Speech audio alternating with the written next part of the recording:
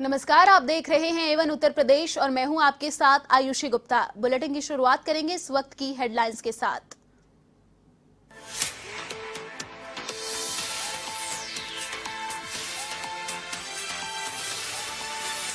Mission शक्ति अभियान के तीसरे चरण का हुआ आगाज। सीएम योगी आदित्यनाथ ने वर्चुअली पोर्टल किया लॉन्च। अभियान से जुड़ी महिला ग्राम प्रधान महिलाओं और बेटियों को सशक्त और स्वावलंबी बनाने की कवायद।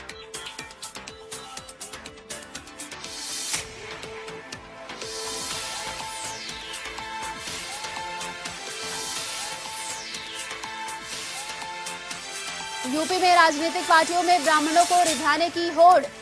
बसपा के बाद कांग्रेस, सपा और भाजपा लगी ब्राह्मणों को साधने में, लेकिन ब्राह्मण समाज करेगा सही समय पर उचित फैसला।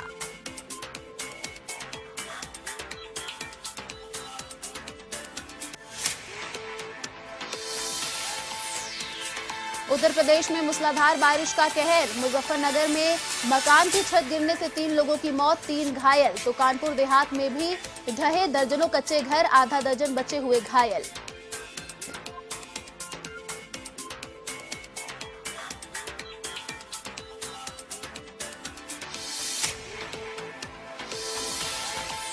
कौशाम्बी में पुलिस ने हत्याकांड का किया खुलासा।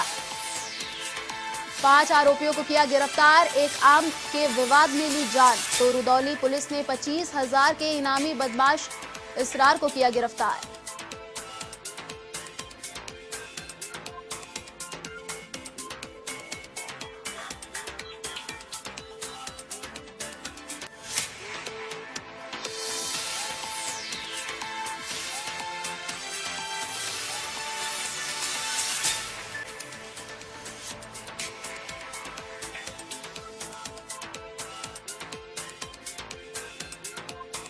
उत्तर प्रदेश में बदमाशों का आतंक। महाराजगंज के शोहरतगढ़ में ज्वेलर से लूटे 7,15,000 रुपए। तो कानपुर में हुए स्कूटी सवार से लूटपाट। वहीं कन्नौज में हथियारों के बल पर व्यापारी से लूटपाट।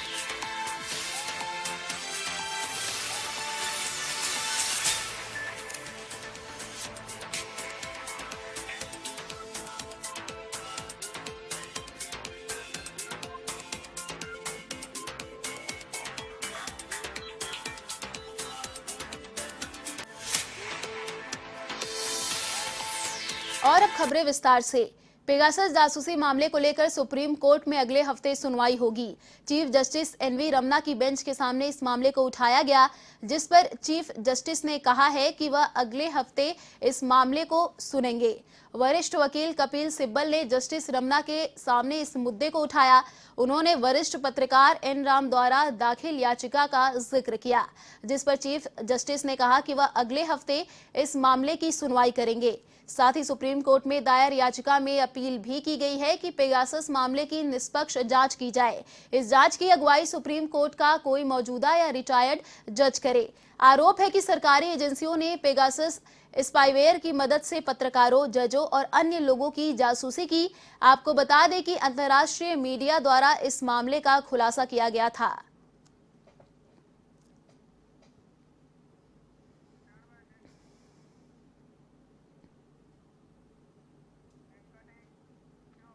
विपक्ष पेगासस जासूसी कांड, किसान आंदोलन और कोरोना त्रासदी के मुद्दे पर मुखर है। इन मुद्दों को लेकर दोनों सदन में सबसे ज्यादा हंगामा हुआ है। पेगासस के मुद्दे पर सरकार की ओर से संचार मंत्री जवाब दे चुके हैं, लेकिन विपक्ष दलों के नेता प्रधानमंत्री और गृह मंत्री से जवाब मांग रहे हैं। वहीं ऑक्सीजन की कमी से एक भी मौत नहीं वाले जवाब पर भी खूब हंगामा मचा। ऐसे में दोनों सदनों में कार्यवाही को स्थगित करना पड़ा।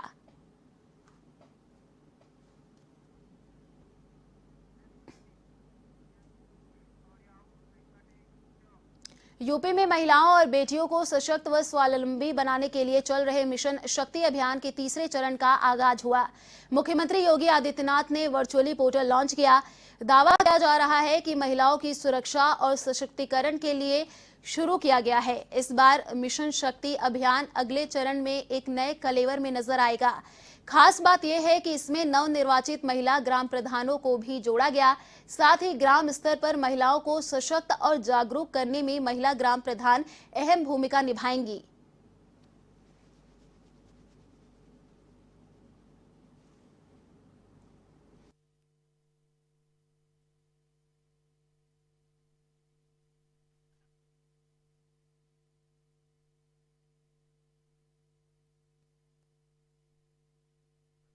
विभाग को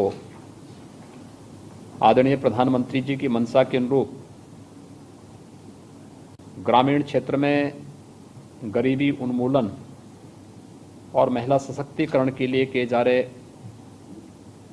इस सार्थक प्रयास के लिए हृदय से बधाई देता हूं, जिसके परिणाम स्वरूप प्रदेश के अंदर एक बड़ी संख्या में महिला स्वयंसेवी समूहों का गठन के साथ ही उन्हें रिवॉल्विंग फंड समय पर देना और उन्हें विभिन्न प्रकार की आर्थिक गतिविधियों के साथ जोड़ने का जो एक कार्यक्रम प्रदेश के अंदर विगत 4 वर्षों के दौरान हुआ है, आज उसके कुछ अच्छे सार्थक परिणाम भी हम सब के सामने देखने को मिल रहे हैं। आज का ये कार्यक्रम ग्रामीण आजीविका मिशन से जुड़े हुए कुछ समूहों को ऑनलाइन धनराशि वितरण का ही यह कार्यक्रम है, जिसमें 15,000 रुपये प्रति समूह की दर से 40,000 स्वयं सहायता समूहों को रिवॉल्विंग फंड तथा 1,10,000 प्रति समूह की दर से 2,606 स्वयं सहायता समूहों को कम्युनिटी इन्वेस्टमेंट फंड की धनराशि आज ऑनलाइन हस्तांतरित की गई है। यानी इस प्रकार 42,606 स्वयं सहायता समूहों को 88 करोड़ 66 लाख रुपए की कुल धनराशि का हस्तांतरण आज यहां पर संपन्न हुआ है। देश में राजनीतिक हलचल तेज हो गई है। हर कोई राजनीतिक दल ब्राह्मणों को रिझाने में लगा है। वहीं आपको बता दें कि ब्राह्मण सम्मेलन को लेकर भी भाजपा, सपा, कांग्रेस समेत तमाम राजनीतिक दल बसपा को घेरने में जुटे हैं। सभी दलों में खुद को ब्राह्मणों का हितैषी बताने की होड़ लगी है। अयोध्या में कांग्रेस नेता शरद शुक्ला ने बसपा पर तुष्टीकरण की राजनीति करने का आरोप लगाते हुए ब्राह्मणों के कांग्रेस में घर वापसी का दावा किया है। तो वहीं सपा नेता ने ब्राह्मणों और सपा का संबंध कृष्ण और सुदामा की दोस्ती से जोड़कर बताया है। भाजपा का कहना है कि हम जातिगत राजनीति नहीं करते, हम सबका साथ, सबका विकास और सबके विश्वास को साथ लेकर चलते हैं। वहीं इससे इतर राम की नगरी अयोध्या में कोरोना संक्रमण में महंगाई और बेरोजगारी की मार झेल रही आम आदमियों का ये कहना है कि उन्हें जाति, धर्म और मजहब के नाम का कोई मतलब नहीं, उन्हें तो सिर्फ विकास चाहिए।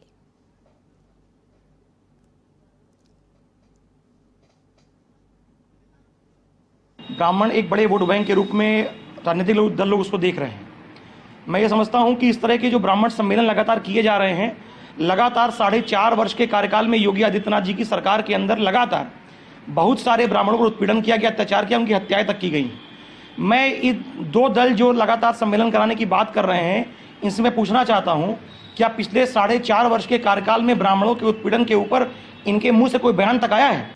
भाजपा को देंगे मुंह तोड़ जवाब 2022 के चुनाव में, और सपा की तरफ सभी ब्राह्मण कर रहे हैं रुख। आज तमाम तरीके से भाजपा सरकार में ब्राह्मणों को सताया गया है तथा उनकी हत्याएं की गई हैं, इनकाउंटर तक किया गया है। और आज देखिए, हम लोग भारतीय जनता पार्टी के कार्यकर्ता हैं। वो जातिवाद की राजनीति करते हैं, हम लोग जातिवाद की राजनीति नहीं करते। सबका साथ, सबका विकास, सबका विश्वास। वो लोग आज ब्राह्मण की बात कर रहे हैं जिनके सरकार में हजारों लोगों को और SC/ST एक्ट के मुकदमे लगे। अयोध्या में राम जन्मभूमि मंदिर में रामायण कालीन प्रसंगों पर आधारित मूर्तियां भी स्थापित की जाएंगी। रामकथा कुंज में बन रही मूर्तियों का निर्माण सीता हरण प्रसंग तक पूरा कर लिया गया है। आपको बता दें कि राम मंदिर ट्रस्ट के महासचिव चंपत राय की देखरेख में मूर्तियों का निर्माण किया जा रहा है। इन मूर्तियों को असम के मूर्तिकार रंजीत मंडल, उनके पिता नारायण चंद्र मंडल और उनकी टीम निर्माण कर रही है। मूर्तिकार रंजीत मंडल ने बताया कि 2023 में भगवान राम अपने भव्य मंदिर में विराजमान हो जाएंगे। इसी के साथ इन सभी मूर्तियों को भी स्थापित किया जाएगा, साथ ही जिसे राम भक्त श्रद्धालु दर्शन कर सकेंगे। अयोध्या के संतों में इन मूर्तियों को लेकर उत्साह है।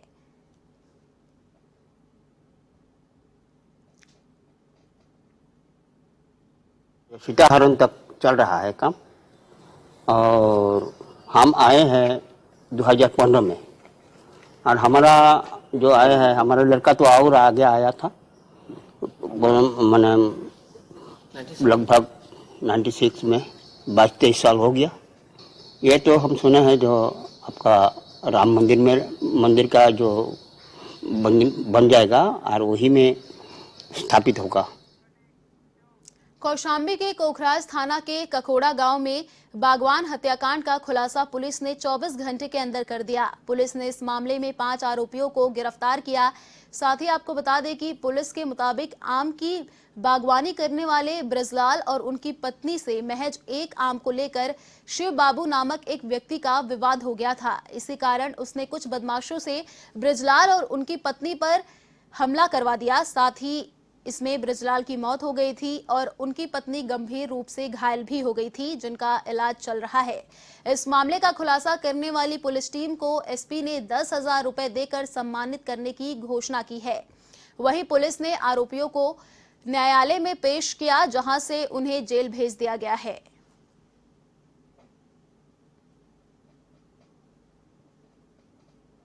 बिजला सोनकर इनका घटना के लगभग 15 दिन पहले आम तोड़ने के बच्चे द्वारा आम तोड़ने के लिए झगड़ा हुआ था। इसमें जो है मृतक की पत्नी ने सरेआम इनके शिव बाबू को जो है चप्पल से 2-3 चप्पल मार दिया था। अब ये इन्होंने इसको हृदय से ले लिया और इसका बदला लेने के लिए इन्होंने ठान लिया। तो घटना की रात्रि को लगभग ये रात की घाट जब वो बाग में अपनी पत्नी के साथ सो रहा था, तो ये लोग 5 लोग कुल थे, जिसमें ये शिव बाबू थे, उनका भांजा था दिलीप कुमार सरोज और चचेरा भाई था शिव कुमार। अयोध्या की रुदौली पुलिस और स्वाट टीम को बड़ी कामयाबी हाथ लगी है। आपको बता दें कि पुलिस टीम ने मुठभेड़ के दौरान 25,000 के इनामी बदमाश इसरार को गिरफ्तार करने में सफलता पाई है। कार्रवाई के दौरान अपराधी ने पुलिस टीम पर गोली भी चलाई। बदले में चलाई गई गोली अपराधी के पैर में लग गई, जिसके बाद पुलिस टीम ने उसे गिरफ्तार कर लिया है। आपको बता दें कि पकड़ा गया अपराधी चोरी, नकबजनी जैसे कई मुकदमों में वांछित है। बदमाश के पास से एक पिस्टल और एक जिंदा कारतूस बरामद हुए हैं।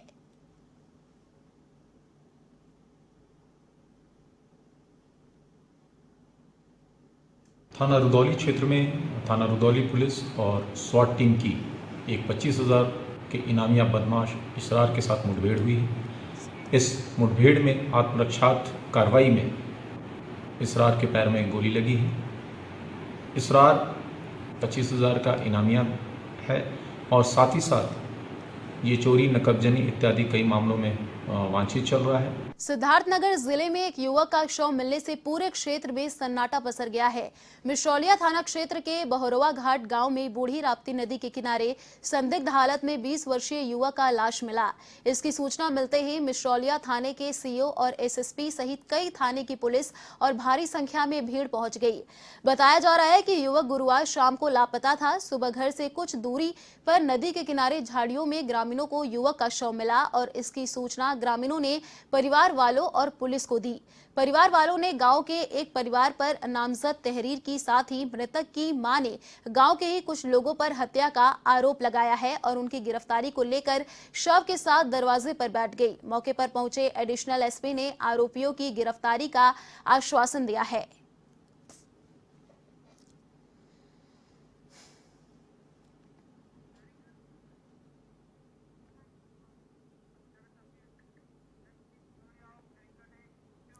खबर यूपी के महाराजगंज से है, जहां शोहरतगढ़ में एक ज्वेलर के साथ 7,50,000 की लूट का मामला सामने आया है। लूट की सूचना पाकर गोरखपुर एडीजी अखिल कुमार सहित महाराजगंज पुलिस अधीक्षक ने घटनास्थल का जायजा लिया और जल्द ही मामले के खुलासे का आश्वासन भी किया।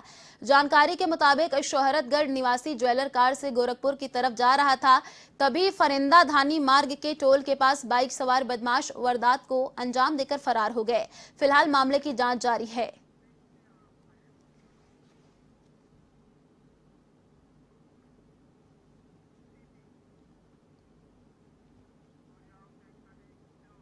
यूपी के वाराणसी में बेखौफ बदमाशों का आतंक जारी है। इसी के तहत बिरसा थाना क्षेत्र रेरोहनिया भदावद हाईवे पर बदमाशों ने अंधाधुंध फायरिंग कर एक व्यक्ति को मौत के घाट उतार दिया। घटना की सूचना पाकर पहुंची पुलिस ने मृतक की पहचान मिर्जा मुराद निवासी राजेश जायसवाल के रूप में की। इस दौरान पुलिस ने मौके से गोली को खोल भी बरामद की है। आपको बता दें, फिलहाल पुलिस बदमाशों की तलाश में जुटी है।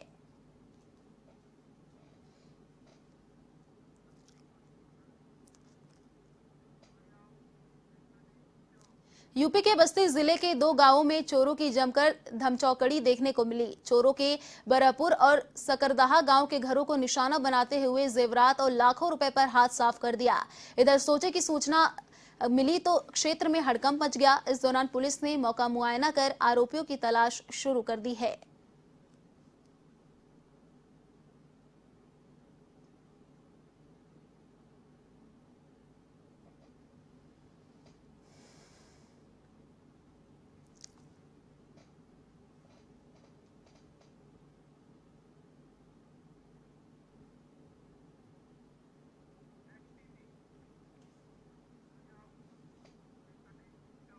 खबर उत्तर प्रदेश के वाराणसी से है, जहां आगामी विधानसभा चुनावों को देखते हुए राजनीतिक पार्टियां अपनी रणनीति में जुट चुकी हैं। आपको बता दें, इसी के तहत बीजेपी प्रदेश प्रभारी राधा मोहन सिंह काशी क्षेत्र के कार्यालय पहुंचे, जहां नवनियुक्त महिला मोर्चा के कार्यकर्ताओं ने गुलाब की पंखुड़ियों के साथ शंखनाद कर स्वागत किया।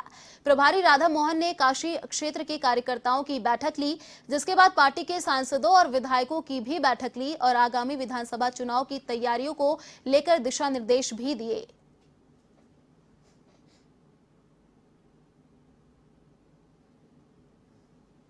भारतीय जनता पार्टी उत्तर प्रदेश के अंदर जो हमारे 18 कमिश्नरी हैं, उनके मुख्यालयों पर जाकर उसके अंतर्गत जितने हमारे संगठनात्मक जिले हैं, सांसद, विधायक, राज्यसभा, लोकसभा के भी और विधान पार्षद, जिला के अध्यक्ष, जिला प्रभारी, इनकी एक बैठक चल रही है।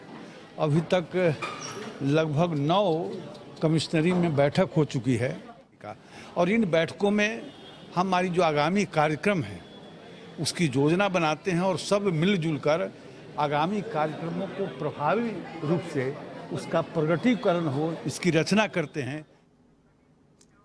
शाहजहांपुर जिले के उप संभागीय परिवहन अधिकारी मनोज कुमार का मथुरा ट्रांसफर होने के बाद अब जिले का चार्ज उप संभागीय परिवहन अधिकारी शांति भूषण पांडे ने संभाल लिया है। इसको लेकर उन्होंने बताया कि जिले में चल रहे डग्गामार वाहन ओवरलोड डबल डेकर बसों पर प्रतिबंध लगाना उनकी प्राथमिकता रहेगी। रोडवेज बस स्टैंड के 100 मीटर दायरे में कोई भी प्राइवेट टैक्सी स्टैंड आदि नहीं रहेगा। इस बारे में उच्च अधिकारी से वार्ता कर कार्रवाई की जाएगी।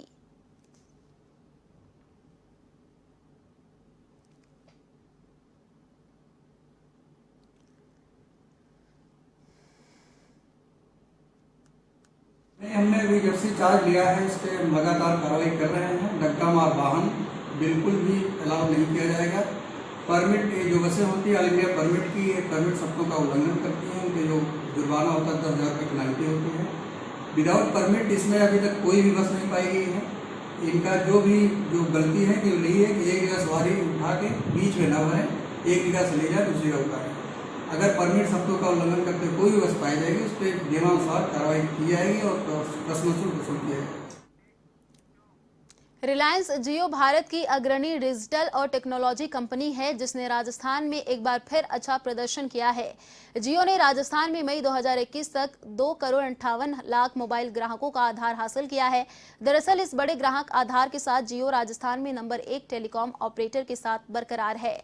ट्राई के द्वारा जारी रिपोर्ट के अनुसार मई महीने में जियो ने कुल 56,000 नए उपभोक्ताओं को जोड़ा और अन्य दूरसंचार ऑपरेटरों से बेहतर प्रदर्शन किया है। मई में वोडाफोन आइडिया और भारत संचार निगम लिमिटेड BSNL का ग्राहक आधार 1.8 लाख और 1.2 लाख घटा है। वहीं भारती एयरटेल का ग्राहक आधार 2.8 लाख रुपए घटा है।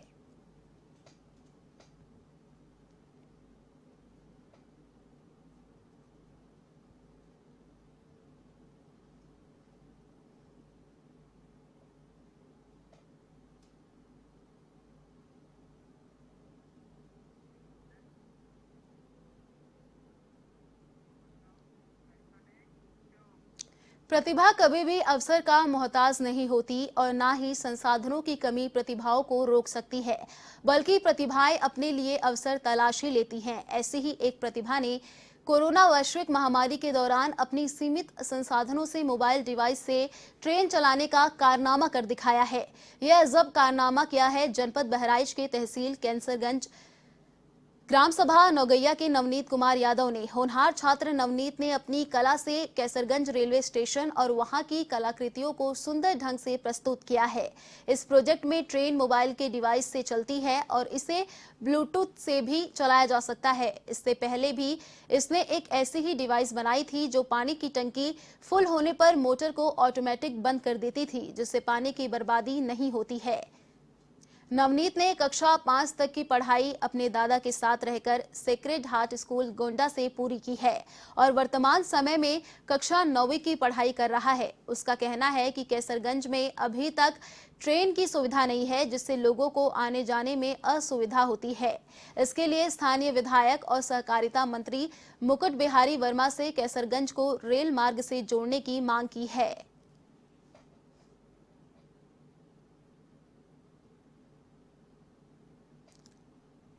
मैं गोंडा जब पढ़ता था तो वहाँ आया जाया करता था ट्रेन से, तो यहाँ से जब बस से जाना पड़ता था तो अच्छा नहीं लगता था। मैं सोचता था कि यहाँ से भी रेलवे स्टेशन हो जिससे कि सीधे हम गोंडा पहुँच जाएं। तो वही जब हमें इसमें रुचि आई तो हम इसे बनाना शुरू किया और 1 साल लगे पूरे बनाने में। लॉकडाउन भर हमने यही बनाया। तो क्या आगे मांग है? पढ़ाई भी आगे मांग क्या है आपकी? आगे यही मांग है कि मंत्री जी से कि यहाँ भी जमीनी स्तर पर रेलवे हो, जिससे लोगों को चलने में आसानी हो। यहाँ की सड़कें भी अच्छी नहीं हैं। फिलहाल इस बुलेटिन में इतना ही। देश और दुनिया की तमाम बड़ी खबरों के लिए देखते रहिए A1 टीवी। नमस्कार।